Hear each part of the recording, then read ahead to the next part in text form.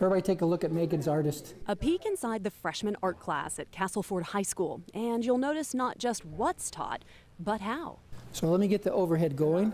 Not your standard projector, instead an Apple TV wired to communicate with iPads in front of every student. This is one of my favorite artists. This kind of technology is now the norm at this rural school outside of Twin Falls.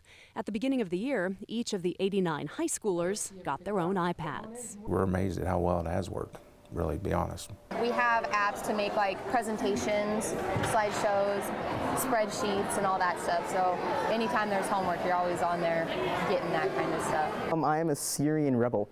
Oh. Hank DeVries used his iPad to research a homecoming week historical figure. I was searching it this morning actually because nobody knew what I was talking about, so I searched it. Really? Yeah, so helps me explain my costume. The students loved the devices, but some teachers hesitated. So technology is kind of tough for me. I'm one of these old guys. I'm 65 years old and I'm learning how to use computers.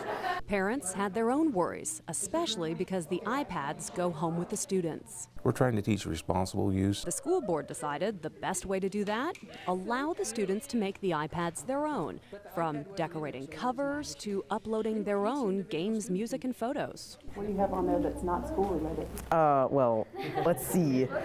Facebook, I have... Of course, duh. And then, you have the little YouTube app. I have some games, and so that's nice. Of course, it's just these kinds of issues that surround Proposition 3. Sure, mobile computers may work for 89 high schoolers, but what about for more than 89,000 statewide? The biggest concern I hear from parents is that they're honestly worried about pornography and making sure that these laptops, these computing devices, are going to be safe. How can you ensure that? Students do not own these devices. They do not decide what they're going to do with them. The school board sets those policies. So parents will be involved in setting the policy at the local district to decide how these devices will be used and if they ever leave campus. The state says all the laptops will come with an audit trail to trace students' history on the device, something they say can't be hacked. Castleford uses every filter they can to protect students, but they also take a realistic approach. Because no matter what kind of blocker we have or wall, kids and people find a way to get to sites that maybe they shouldn't, just as the old books that they could find, magazines. Castleford paid for the iPads with a federal grant and levy funding. When the state recently signed a contract for computers with HP for 8 years, costing $180 million, many experienced sticker shock. That's because when Superintendent Luna first proposed the idea of laptops, he gave the legislature a price tag of 5 years, $70 million. It wasn't necessarily a budget as much as it was a projection. For the first 5 years, there was always the understanding that this was something that would go on as an expense year after year after year. This is putting us on a path that forces the legislature into making sure this is where money goes. The funding for this is being provided by our willingness to transition from many of the learning tools we had in the 20th century and bring us into the 21st century. And that means we spend dollars we have differently. Under the Students Come First laws, technology will eat up about 2% of the public schools budget.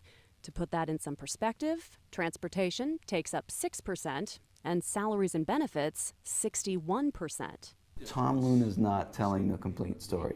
That money's not going to, float down from the heavens to us. It's going to come from other education spending. Is the Vote No campaign against technology? Is there anyone in America who's against technology? I mean, it's kind of silly, but it's a good question because, and Castleford's a great example of what we should be doing. They found a solution that works for them, okay? That wasn't Tom Luna's plan that did that for them. That was a school district figuring it out at a local level.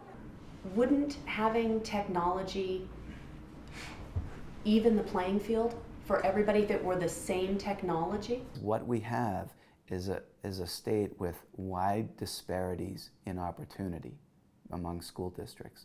There are school districts that don't have enough computers. There are school districts that have plenty of computers that want to spend their money on other things. We have the responsibility to provide a uniform system of public education. That's what our Constitution says.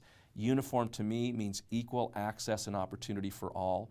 the proper implementation of technology makes that possible. You take the screen, show us your artist. A uniform system is now what's in place, at least at one Idaho high school, but that doesn't mean everything has worked perfectly. We're still learning.